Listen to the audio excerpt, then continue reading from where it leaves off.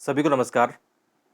दोस्तों, इस वीडियो में हम बात करने वाले हैं आईएएस प्री एग्ज़ाम के दौरान क्वेश्चन पेपर किस प्रकार से आपको हल करना चाहिए, आपका कौन सा एक स्मार्ट तरीका होना चाहिए, उसके बारे में हम खुल के बात करेंगे। जैसा कि आप जानते हो, 4 बार प्री पास करने का और 3 बार आईएएस इंटरव्यू फेस करने का मुझे अनुभव है। उसके आधार पर मैं बताऊँगा कि जब भी मैं प्री एग्ज़ाम देने जाता था तो उस दौरान पेपर को लेकर मेरी क्या स्ट्रेटेजी होती थी। इस वीडियो में हम जीएस फर्स्ट और सीसेट दोनों पेपर की बात करेंगे। अभी मैं आपके सामने एक पेपर लाऊंगा 2020 का पेपर लेके एग्जाम्पल के तौर पर, और उसमें बताऊंगा कि पेपर को किस प्रकार हमें सोल्व करना है। तो चलिए देखते हैं। जैसे यहाँ पे मैं क्वेश्चन ले रहा हूँ 2020 का। तो जैसे सर्वप्रथम हम पेपर को देखते हैं। आप रियल एग्जाम में जैसे 2021 में पेपर को देखोगे तो सबसे पहले आपको क्या करना है, जो इंट्रोडक्शन अनुदेश दिए होते हैं, एक तरह से अनुदेश मतलब इंस्ट्रक्शन, जो भी इंस्ट्रक्शन दिए होते हैं इनको आपको थोड़ा ध्यानपूर्वक पढ़ना है आपको ना। इसमें क्या क्या दिया हुआ है पढ़ना चाहिए, कोई फर्क नहीं पड़ता, क्योंकि अक्सर क्या होता है पेपर वैसे भी 2-4 मिनट पहले मिल जाता है। ठीक है, इनको पढ़ना चाहिए। उसके बाद में तुरंत हम पेपर पे आते हैं। ठीक है, पेपर पे आते हैं तो मेरा ये तरीका होता था कि मैं 1 से लेकर अब 100 तक क्वेश्चन कंटिन्यू करना शुरू करूँगा, और इनमें जो क्वेश्चन मुझे आ रहे हैं ईजी, जिनको मैं कर पा रहा हूँ, मेरा ये तरीका रहेगा। देखो, पहले हम बात कर चुके हैं कि 85 प्लस क्वेश्चन आपको अटेम्प्ट लेने हैं, 85 या 90 तक क्वेश्चन अटेम्प्ट लेने हैं। आप 10-12 क्वेश्चन वो छोड़ सकते हो जो बिल्कुल आपने कभी देखे नहीं है, आपको लगता है बिल्कुल गलत हो सकता है। ऐसे क्वेश्चन 10-12 क्वेश्चन आप छोड़ देना, बाकी 85 प्लस के लिए आप जा सकते हो, कोई दिक्कत नहीं है। मेरा लगभग हमेशा जब चारों बार प्री निकला है ना, तो 85-90 तक मैंने अटेम्प्ट लिए हैं। तो एक तरीका ये होगा कि कितने क्वेश्चन अटेम्प्ट लेने चाहिए। उसके बाद में जैसे कुछ लोग होते हैं 1 से लेकर 100 तक एक बार जल्दी जल्दी पेपर देख लेते हैं। मेरा ये तरीका नहीं होता था। मैं ये करने लगता था कि जैसे ये क्वेश्चन पहला क्वेश्चन है तो मैं पढ़ने लगता कि मुझे ये आ रहा नहीं आ रहा, कि जैसे मोस्ट ऑफ ये होता है कि ऐसा क्वेश्चन करंट अफेयर में चर्चा में रहता है। तो इसको यदि मुझे आ रहा है तो मैं क्या करूँगा, यदि मुझे आ रहा है तो मैं इस पर टिक लगाऊंगा यहाँ पे राइट वाले पे, और जो भी इसका आंसर होगा, जो भी इसका ABCD जो आंसर होगा उस पर, जैसे इसका आंसर अभी मैं बता नहीं रहा हूँ आंसर क्या होगा, मैं एग्जांपल बता रहा हूँ कि जैसे इसका आंसर जो भी आंसर है, मैं जैसे सी आंसर है इसका तो मैं सी पर टिक लगा दूंगा। ठीक है, तो मेरा पहला क्वेश्चन जो मैंने किया है उस पर आंसर लगा दूंगा, ताकि ये क्या करूँगा, मैं गोला भरूंगा। कई बार मैं ऐसे भी लिख लेता हूँ कि गलती नहीं हो गोले भरने में, ऐसे भी कर लेता हूँ। ठीक है, तो इस प्रकार आगे बढ़ना चाहिए, ज़्यादा इसमें उलझना आपको नहीं है। जैसे सेकंड क्वेश्चन पर आते हैं कि राज्यसभा, ये लॉलीपॉप वाले क्वेश्चन है, बहुत आसान क्वेश्चन होते हैं। एक तरह से कह सकते हो लक्ष्मीकांत से जो भी क्वेश्चन आएंगे, स्पेक्ट्रम से जो भी क्वेश्चन आएंगे उनको करना है। जैसे देखते इस क्वेश्चन को हम कर देंगे कि पेपर 2 है, मतलब अपने क्या लक्ष्मीकांत पॉलिटी से है, तो राज्यसभा की लोकसभा की समान शक्तियाँ किस क्षेत्र में है। ठीक है, राज्यसभा की लोकसभा के समान शक्तियाँ किस क्षेत्र में है। तो जैसे इसमें ये तरीका होगा कि नई अखिल भारतीय सेवाएं गठित करने का विषय, ये तो किसका है, केवल राज्यसभा का है। ठीक, कट जाएगा। इनमें समान शक्तियाँ पूछिए ना, इनमें ये भी कर लेना आप कि पेपर करते समय आपको ये ध्यान रखना है कि जो क्वेश्चन क्या पूछा गया उस पर आप थोड़ा सा गोला कर लेना। संविधान संशोधन करने के विषय में और सरकार को हटाने के विषय में, ये तो सरकार को हटाने के विषय में लोकसभा की ज़्यादा है तो ये भी कट जाएगा। कटौती प्रस्ताव प्रस्तुत करने में, ये बजट का क्या मामला है आपको बताओ, तो बजट में ये होता है कि लोकसभा की शक्तियाँ पावरफुल है तो ये भी कट जाएगा। तो संविधान संशोधन करने के विषय में ये बात सही है कि राज्यसभा और लोकसभा के बीच में ऐसा आंसर निकल के आता है। ठीक है, तो आप इस पर अपना टिक लगा लो आंसर पहले से। तो ये टिक लगा लिया और यहाँ पे भी टिक लगा लिया। ऐसे सोल्व करने का एक तरीका हो सकता है, आपको एलिमिनेट करके आप क्वेश्चन को कर सकते हो। ठीक है, जैसे ये बिल्कुल श्योर वाला क्वेश्चन है, तो मेरी कोशिश क्या होगी कि पहले राउंड में लगभग 1 घंटा लग जाएगा। इसमें 1 आवर में क्या करूँगा, मैं ऐसे 30-35 क्वेश्चन कर लूँगा जो मुझे पक्का पता है कि इनमें से मेरे 2-3 क्वेश्चन गलत हो सकते हैं, बाकी सब सही होने वाले हैं, क्योंकि इसमें श्योरिटी बहुत ज़्यादा है। ठीक है, आगे बढ़ते हैं। तो इस प्रकार करने का एक तरीका होता है। ठीक है, जैसे ये क्वेश्चन है, जो थर्ड क्वेश्चन है, ये मुझे नहीं आ रहा है, यहाँ पे अभी फर्स्ट राउंड में नहीं आ रहा है, तो मैं इस पर क्या करूँगा, गोला लगाऊंगा। गोला इसलिए लगा रहा हूँ कि इस क्वेश्चन को मुझे दोबारा देखना आगे। यदि मुझे बिल्कुल इसको अटेम्प्ट नहीं लेना है, पहले राउंड में मैं सोच लेता हूँ कि यार ये तो क्वेश्चन मुझे नहीं आ रहा है, कभी पढ़ा भी नहीं है, 10 क्वेश्चन जो मैं छोड़ता हूँ, 12 क्वेश्चन छोड़ता हूँ उसमें से है, तो मैं क्या करूँगा, इसके क्रॉस कर दूंगा यही कि ये क्वेश्चन मुझे अटेम्प्ट नहीं लेना है, ये क्वेश्चन मुझे अटेम्प्ट लेना ही नहीं है, फिर मैं आगे बढ़ जाऊँगा। ठीक है, तो शुरू में मैं ये डिसीजन ले चुका हूँ कि यार ये क्वेश्चन मुझे करना ही नहीं, क्योंकि ये करूँगा तो गलत होगा, क्योंकि इसमें मेरी एलिमिनेशन टेक्निक आदि काम नहीं करने वाली है। तो फिर मैं क्या करूँगा, इसको स्किप कर सकता हूँ। ठीक है, ये क्वेश्चन उसमें है कि अटेम्प्ट नहीं लेना है मुझे। अब जैसे ये फोर्थ क्वेश्चन है, देखते ही सोल्व होने वाला है। ठीक है, जैसे निम्नलिखित मूल अधिकारों के किस संवर्ग में अस्पृश्यता के रूप में विभेदन के विरुद्ध संरक्षण समाविष्ट है। तो ये क्वेश्चन क्या होता है, देखते ही हो जाता है। तो निम्नलिखित मूल अधिकारों के किस संवर्ग में अस्पृश्यता, मतलब अस्पृश्यता कहाँ पे दिया हुआ है आपको बताओ, तो आर्टिकल 17 है ना, आर्टिकल 17 है।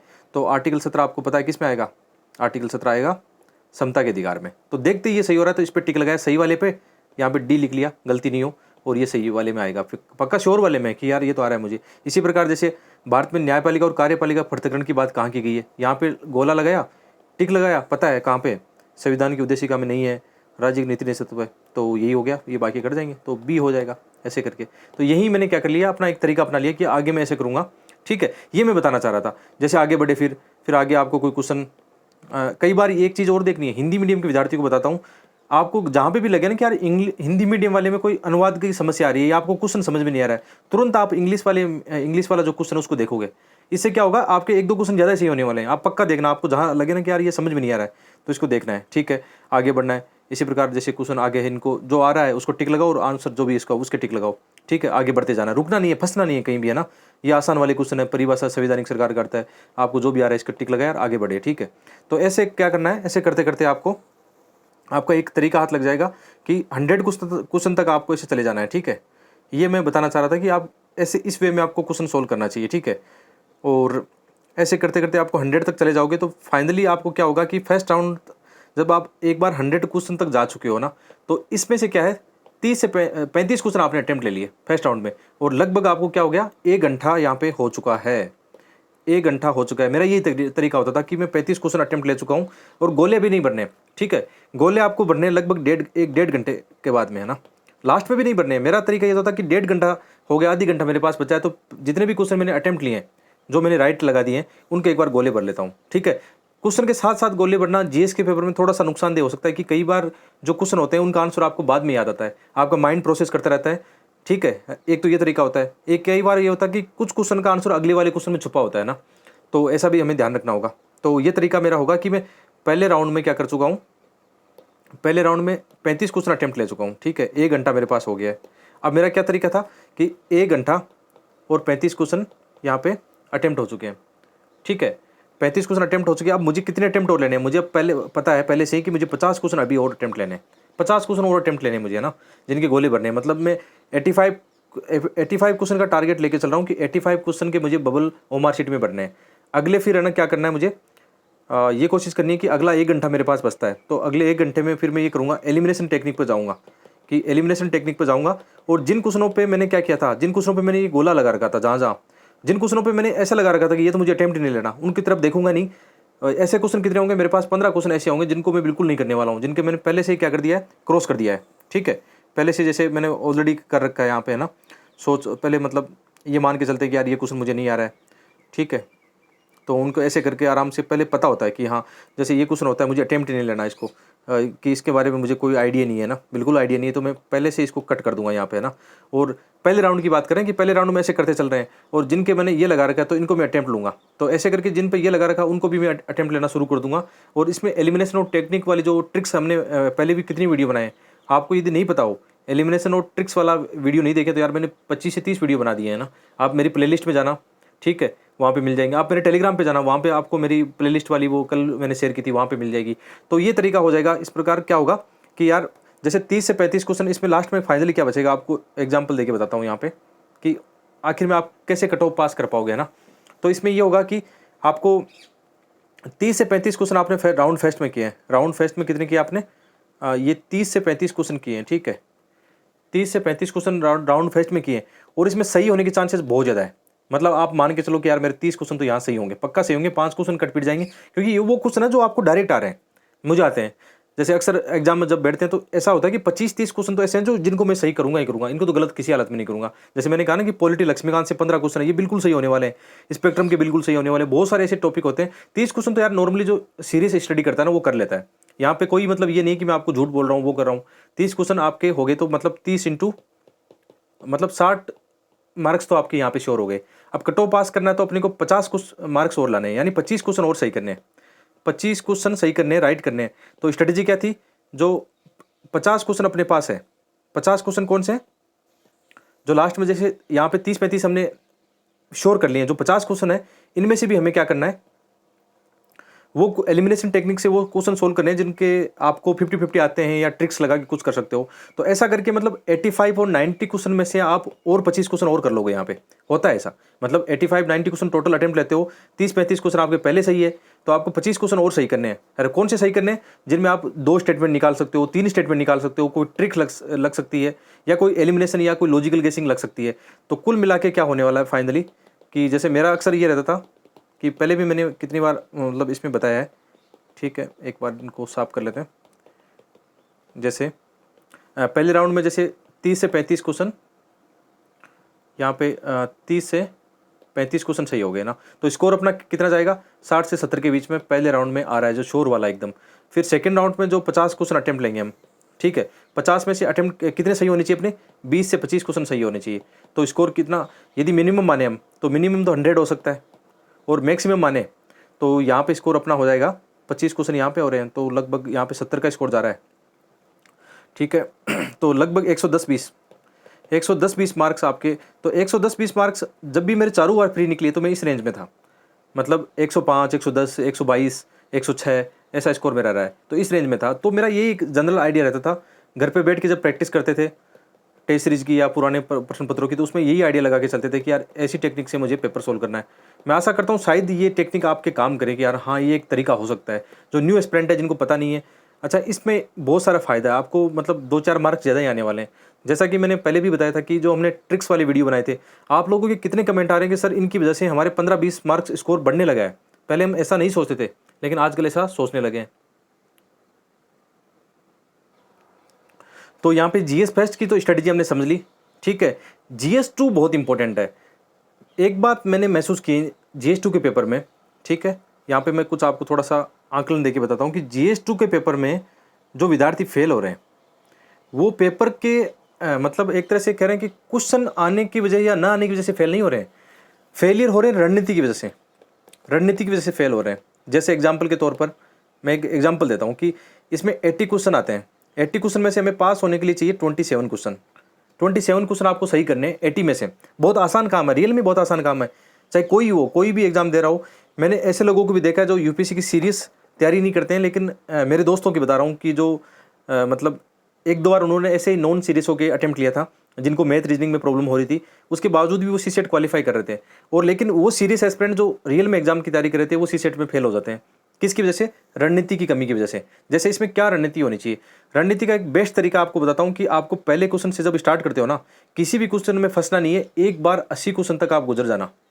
कौन सी टेक्निक है कि जो इजी क्वेश्चन आपको देखते ही आते हैं, जिसमें आपको फंसना नहीं है, ठीक है, उसको ऐसी टेक्निक से काम करोगे तो 1 घंटे में कम से कम आप है ना 30 क्वेश्चन आराम से कर लोगे। कौन से? इजी वाले क्वेश्चन, जैसे बहुत सारी आकृतियों वाले क्वेश्चन आते हैं, कोई त्रिभुजों के क्वेश्चन आते हैं, एकदम कोई वो आते हैं ना कि गुड़िया वाले क्वेश्चन आते हैं, लॉजिकल वाले ऐसे आते हैं, ठीक है, सिलोलिज्म वाले क्वेश्चन ऐसे कुछ आते हैं। कुछ क्वेश्चन ऐसे होते हैं रीजनिंग में जिसमें 5 क्वेश्चन होते हैं, एक ही श्रृंखला में गुच्छे में क्वेश्चन होते हैं, कुछ पाई चार्ट के होते हैं, कुछ ग्राफ के क्वेश्चन होते हैं, बहुत आसान क्वेश्चन होते हैं। तो आपकी स्ट्रेटेजी क्या होनी चाहिए? सबसे पहली स्ट्रेटेजी अभी से बना के चलो, सीसेट में ना जो लगातार फेल हो रहा है, ये बना के चलो कि एक बार तो मैं किसी भी क्वेश्चन में फंसूंगा नहीं, ठीक है, एक बार किसी भी क्वेश्चन में फंसूंगा नहीं, कम से कम मैं 1 से 80 तक एक बार गुजर जाऊंगा, चाहे इसके लिए मुझे ना 1 घंटा या 1 घंटा 10 मिनट लग जाए। क्योंकि इस फर्स्ट राउंड में जितने क्वेश्चन करोगे आप, 30 क्वेश्चन या 35 क्वेश्चन करोगे, ये आपके सही होने के चांसेस बहुत ज़्यादा है, ठीक है। फिर आपके पास लगभग 50 मिनट बचती है। अब 50 मिनट में वो क्वेश्चन करो जिनको आप है ना कर सकते हो, जिनमें ऐसा लगता है कि कुछ मैथ के क्वेश्चन है या रीजनिंग के विशेषकर हैं। और हिंदी माध्यम के विद्यार्थी पैसेज भी कर सकते हैं, ऐसी कोई बात नहीं है। जिनको मैथ ज़्यादा नहीं आती, पैसेज को अटेम्प्ट ले सकते हैं। मेरा हमेशा जो सीसेट निकला पैसेज की वजह से निकला है, क्योंकि मैं पैसेज को पहले से इतना प्रिपेयर करके जाता था। आपको किसी को भी हिंदी माध्यम को पैसेज को लेकर कोई दिक्कत हो रही है तो कमेंट करना मुझे, और मेरी प्लेलिस्ट में जाना, 2-4 वीडियो आपको मिलेंगे पैसेज के सोल्व कराने के तरीके से, आपको निश्चित रूप से वहाँ से हेल्प मिलेगी। तो सीसेट में और कुछ नहीं है दोस्तों, सीसेट में आपकी जो रणनीति है ना वो सही होनी चाहिए। मैंने एक चीज़ नोटिस की है हमेशा, मैं अपना एक एग्जाम्पल देता हूँ, ठीक है, एक छोटा सा एग्जाम्पल देता हूँ कि जब सीसेट में जैसे पहले मार्क्स जुड़ते थे, जब 2014 में मेरा प्री निकला, उस समय मार्क्स जुड़ते थे ना, तो मेरा उस समय सीसेट में स्कोर था, सीसेट में 120 स्कोर था, मतलब 120 मार्क्स आराम से आ रहे थे। 2015 में मेरा सीसेट का स्कोर 130 था, जबकि मैं ऐसा व्यक्ति हूँ जिसको मैथ नहीं आती है, मैथ से डरता हूँ मैं भी, है ना, मैथ से भागता हूँ यार, मैथ समझ में नहीं आती, ठीक है। तो 130 स्कोर था। बाद में ये बात आप जानते हो, सीसेट के मार्क्स जुड़ना बंद हो गए, 2014 से 14 लास्ट था, 15 में जुड़ना बंद हो गए, तो ये 130 स्कोर किसी काम का नहीं था। कितने स्कोर चाहिए था? 60.66 चाहिए। तो हमने सीसेट पढ़ना ही छोड़ दिया। अब ठीक है। तो 2019 में जब मैं प्री दे रहा था, प्रीलिम्स एग्जाम दे रहा था, अब मुझे ये पता था कि सीसेट में इतनी चाहिए यार, ये तो आराम से आ जाएंगे। मेरा स्कोर ये रहा 69 मतलब कितने चाहिए, 67 मार्क्स चाहिए, मेरा स्कोर 2 ही मार्क्स ऊपर है यहाँ पे, क्योंकि पढ़ना छोड़ दिया था। तो ये गलती मत करना, अभी भी है ना, मैं अभी भी एक दावे के साथ कह सकता हूँ कि जिनको सीसेट में दिक्कत है या जो सीसेट को ईजी ले रहे हैं ना, अभी भी आपके पास वक्त है, 2-4 क्वेश्चन पेपर निकाल के देख लेना यार, ठीक है। और कितने क्वेश्चन अटेम्प्ट लेना होने चाहिए, आपका एक क्वेश्चन अक्सर रहता है कितने क्वेश्चन अटेम्प्ट लेने, तो मेरा ये माना 50+ क्वेश्चन आप अटेम्प्ट लेते हो या 55 तक चले जाते हो तो आप सीसेट फेल नहीं करोगे, क्योंकि कई बार गलतियां हो जाती है, मतलब पैसेज, विशेषकर पैसेज गलतियां करता है। रीजनिंग और मैथ की तो गलतियां कम होती है, लेकिन पैसेज आपकी गलतियां ज़्यादा करा देता है। तो यदि आप जितने अटेम्प्ट ले सकते हो, मेरा तो ये माना कि 55-60 जितने अटेम्प्ट ले सकते हो ले लेना, लेकिन इससे कम मत लेना, 50 से कम अटेम्प्ट मत लेना, क्योंकि पैसेज कई बार धोखा दे जाते हैं और काट पीट के आपके फिर मतलब 30-35 क्वेश्चन बच जाए कैसे जैसे, तो ठीक है, कोई दिक्कत नहीं है। तो याद रखना, इसमें एक ही टेक्निक काम करेगी, रणनीति आपकी सही होनी चाहिए कि जो रणनीति क्या है, 1 से लेकर 80 तक एक बार गुजर जाना, जो ईजी होते हैं वो करना, फंसना नहीं है। जो भी क्वेश्चन, जैसे मैथ का कोई क्वेश्चन आपको नहीं आ रहा है ना, फंसना नहीं है, उसको छोड़ देना, आगे बढ़ो एक बार, है ना। पहले मैं वो क्वेश्चन करूँगा जो ईजी है, जिसको मैं कर सकता हूँ, देखते ही कर सकता हूँ, है ना। यही स्ट्रेटेजी अभी अपनाऊँ, 15 दिन में अपनाऊँ। ये 15 दिन के अंदर 5-7 जो यूपीएससी के सीसेट के पेपर निकालने हैं, उसमें ये टेक्निक बनानी है कि 1 से 80 तक एक बार मैं गुजरना चाहता हूँ, कि वो क्वेश्चन जो मुझे ईजी आते हैं उनको मैं अटेम्प्ट लेना चाहता हूँ। देखना आपका सीसेट कभी फेल नहीं करेगा। 90% बच्चे इस रणनीति के अभाव में फेल होते हैं कि वो शुरू से करना शुरू करते हैं क्वेश्चन, और उनको मैथ रीजनिंग नहीं आते तो उनके हाथ पांव फूल जाते हैं, दिमाग खराब होने लगता है, और फिर जो इजी क्वेश्चन होते हैं उनको भी गलत करने लगते हैं। तो ये मत करना यार, इजी वाले तरीका अपनाओ, सीसेट निकल जाएगा। यूपीएससी आपको यही फंसाना चाह रहा है कि जो आप में से डरता है या जो जिनके हाथ पांव फूलते हैं, वो 2-4-5 क्वेश्चन देखेगा, घबरा जाएगा, उसके पूरे पेपर खराब हो जाएगा। ऐसा ही मैंने देखा है, मेरे साथ भी हुआ कि जैसे लास्ट ईयर क्या हुआ था, 69 मार्क्स आए थे, तो पेपर कोई इतना टफ नहीं था। जब जिस बंदे के 130-30 आ रहे हैं, 120 आराम से आ रहे हैं, 118 भी आए हैं, तो जब इतना सीसेट मेरा आ रहा है तो लास्ट में इतना 69 ही कैसे था। यही कारण होता है कि स्ट्रेटेजी नहीं अपनाई थी सही से, क्योंकि आजकल ईजी हो गया सीसेट, लगता है ना पास करना है बस, इस चक्कर में। तो यही ध्यान रखना। तो ये 2 पेपर की रणनीति मैंने अपने एक प्रैक्टिकल वे के आधार पर, अपने अनुभव के आधार पर आप लोगों को बताने की कोशिश की।